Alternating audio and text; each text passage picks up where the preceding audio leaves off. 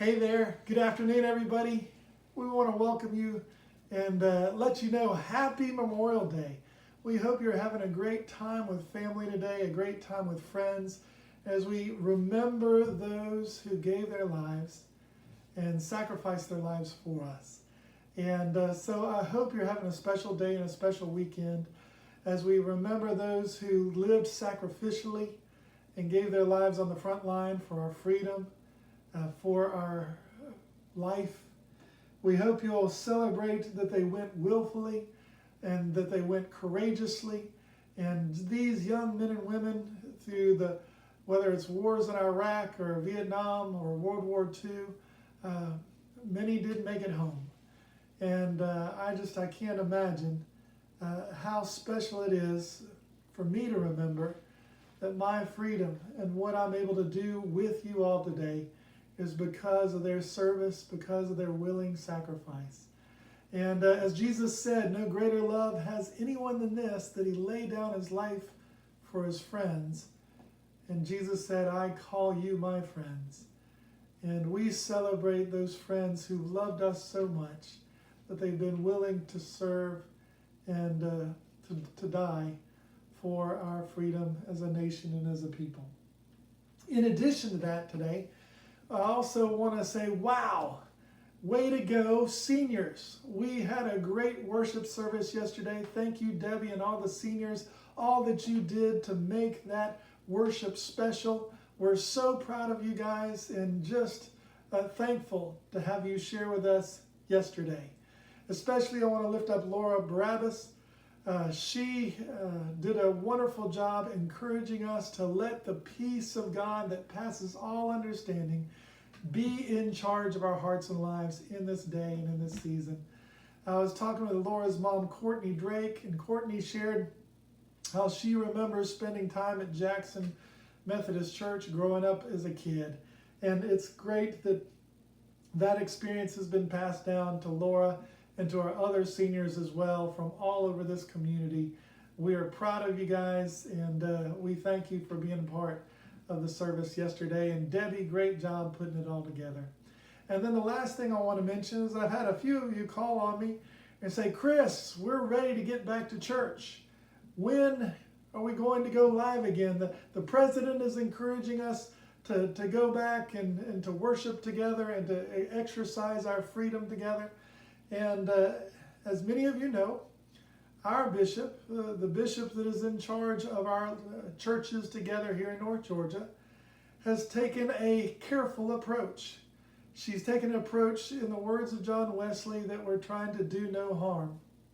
And it reminds me in particular about something Paul talked about in his letter to the First Corinthian church. This is what he said. He was working with folks that were excited about their freedom, excited about their newfound faith in Jesus, and were living it out in all sorts of ways. Some of them were not healthy. And so this is what he says in chapter 6 of verse 12. He says, you say, I have the right to do anything. But then Paul says, but not everything is beneficial. You say, I have the right to do anything. But Paul says, I will not be mastered by anything.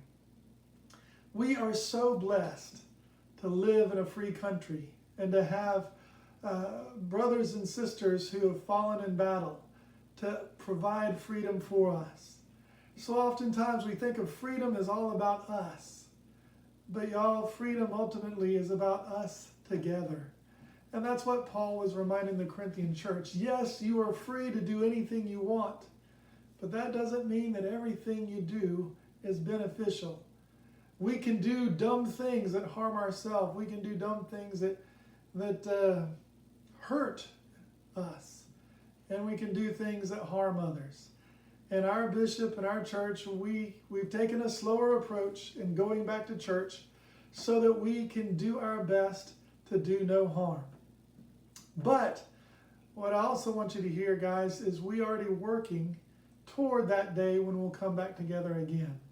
The bishop has said the last Sunday in June will be the first Sunday that we will be open together again.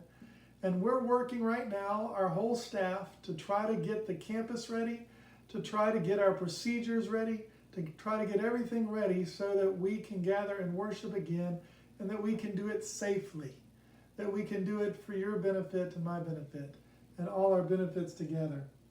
And so hang on, be patient. When we do gather back together, we'll do what a lot of other churches are doing as well. We'll be social distancing. We will require people to wear masks, and we will probably have a limited seating, so you may have to sign up to come to church on Sunday, and we'll try to rotate that around so that everybody gets a chance to come at least every other week. But in addition to that, I want to tell our older folks, if you are older than 70 and maybe your health isn't great, I hope you'll just stay home. We will continue to worship and to share our worship online every week, whether we go back or whether we don't. We want you to be safe. We want your health to be well, and it may be best for you to still stay indoors. Another benefit by taking this little bit of extra time and trying to prepare slowly that I believe is we will also learn from those churches that are going back right now and that are worshiping together right now what's working as well as what may need to be improved. One area that I've seen this just in this last week is in the area of singing. It's now thought that singing out loud as a congregation is just a major opportunity to share germs.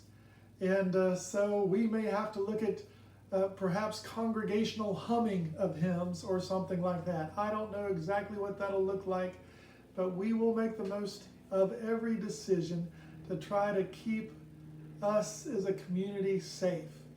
Because there have already been a handful of churches, one in Ringgold and one maybe in another state, that went back quickly and have found people come down with the virus, and they've had to close just as quickly and for a longer period of time because it didn't work well and they ended up harming their neighbor. So anyway, these are some of the things we're looking at. This is what we're headed toward. We hope you'll have a great Memorial Day. We look forward to seeing you guys soon in worship together on Sunday morning. We'll still be broadcasting every Sunday live on Facebook and YouTube, so continue to check it out.